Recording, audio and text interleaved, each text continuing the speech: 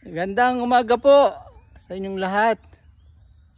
Ngayon po ay Sabado, 29 June 2024.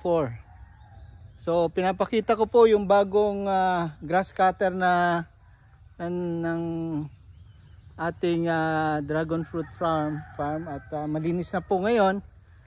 At gusto ko ring ipakita sa inyo yung mga bagong na harvest. Mga bagong na harvest na ano.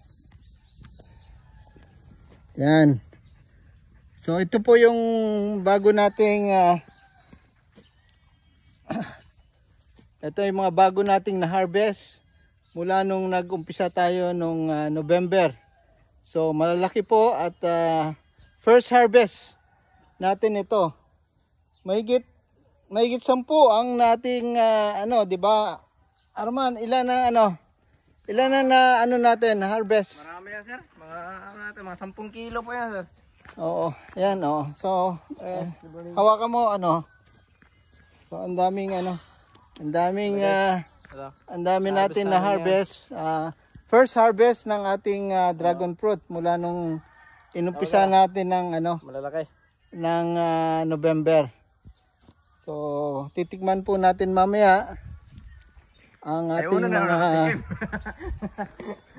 may nauna na nakatikim eh.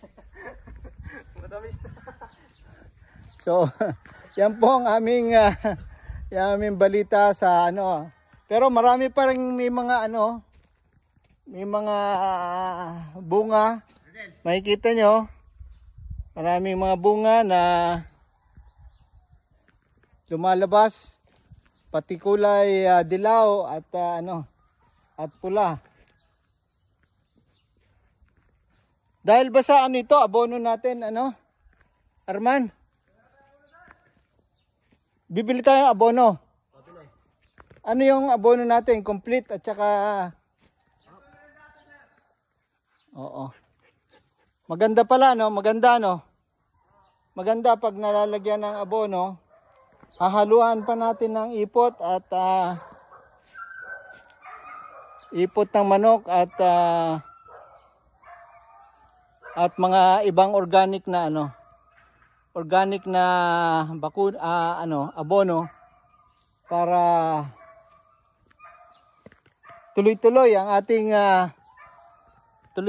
ating harvest sa ating mga dragon fruit.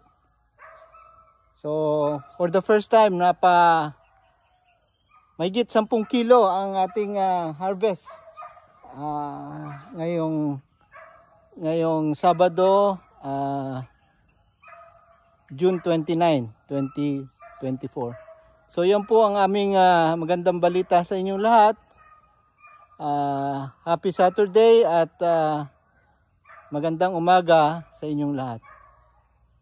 Salamat po.